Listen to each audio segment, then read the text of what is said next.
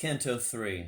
Lifeless tree, your great maybe Rabelais, the grand potato, IPH, allay, institute I, of preparation P, for the hereafter H, or if, as we called it, big if, engaged me for one term, to speak on death, to lecture on the worm, wrote President McAber, you and I, and she, then a mere tot, moved from New Y to you shade in another higher state. I love great mountains from the iron gate of the ramshackle house we rented there. One saw a snowy form so far, so fair that one could only fetch a sigh, as if it might assist assimilation. IPH was a larvorium and a violet, a grave in reason's early spring, and yet it missed the gist of the whole thing. It missed what mostly interests the preterist. For we die every day, oblivion thrives, not only dry thigh bones, but on blood-ripe lives, and our best yesterdays are now foul piles of crumpled names, phone numbers, and foxed files. I'm ready to become a floweret or a fat fly, but never to forget, and I'll turn down eternity unless the melancholy and the tenderness of mortal life, the passion and the pain, the claret, tail light of that dwindling plain, of Hesperus, your gesture of dismay, on running out of cigarettes, the way you smile at dogs, the trail of silver slime snails leave on flagstones, this good ink, this rhyme, this index card, this slender rubber band which always forms when dropped in ampersand, are found in heaven by the newly dead, stored in its strongholds through the years instead. The Institute assumed it might be wise not to expect too much of paradise. What if there's nobody to say hello? To the newcomer, no reception, no indoctrination. What if you are tossed into a boundless void, your bearings lost, your spirit stripped and utterly alone, your task unfinished, your despair unknown, your body just beginning to putresh, a non-undressable in morning dress, your widow lying prone on a dim bed, herself a blur in your dissolving head, while snubbing gods, including the big G, if borrowed some peripheral debris, from mystic visions, and it offered tips, the amber spectacles for life's eclipse. How not to panic when you're made a ghost. Sidle and slide. Choose a smooth surd and coast. Meet solid bodies and glissade right through. Or let a person circulate through you. How to locate in blackness with a gasp. Terra the fair, an orbicle of jasp. How to keep sane in spiral types of space. Precautions to be taken in the case of freak reincarnation. What to do on suddenly discovering that you are now a young and vulnerable toad plump in the middle of a busy road, or a bear cub beneath a burning pine, or a book mite in a revived divine. Time means succession and succession change, hence timelessness is bound to disarrange schedules of sentiment. We give advice to widower, he has been married twice. He meets his wives, both loved, both loving, both jealous of one another. Time means growth, and growth means nothing in Elysian life.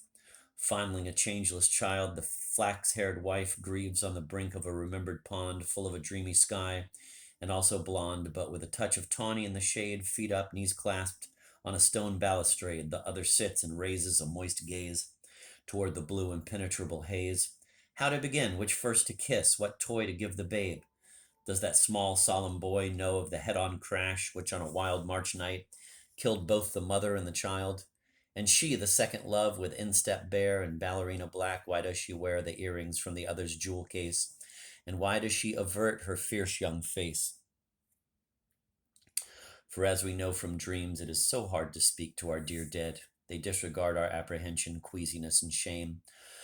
The awful sense that they're not quite the same, and our school chum killed in a distant war is not surprised to see us at his door, and in a blend of jauntiness and gloom points at the puddles in his basement room.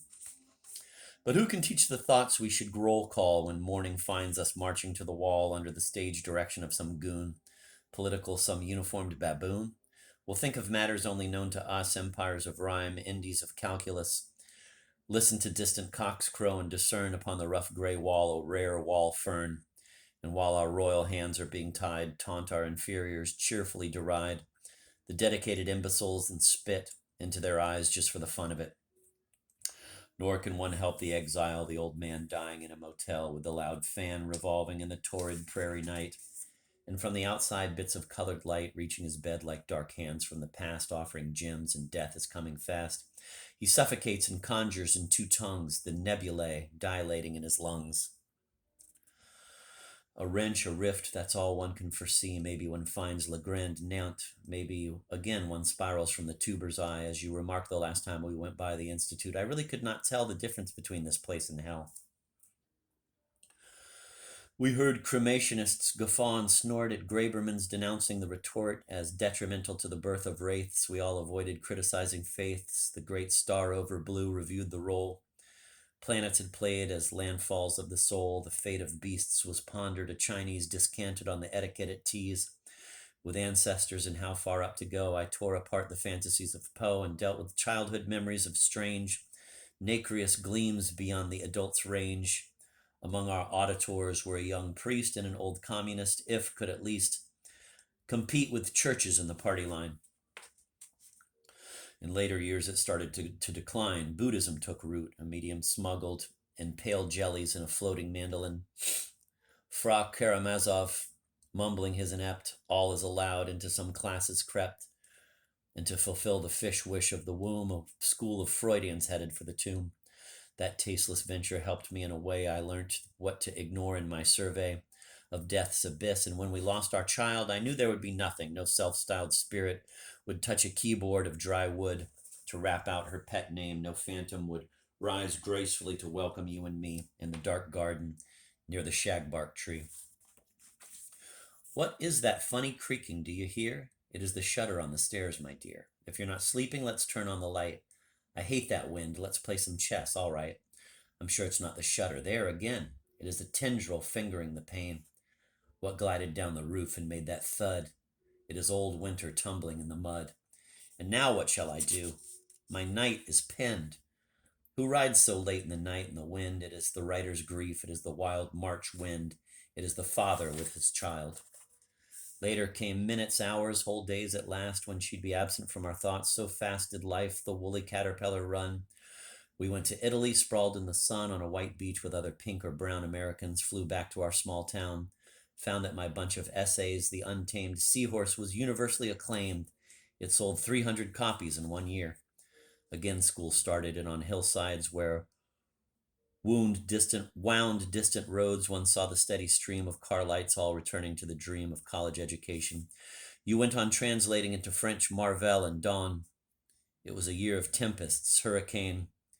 Lolita swept from Florida to Maine. Mars glowed, Shah's married, gloomy Russian spied, Lang made your portrait, and one night I died.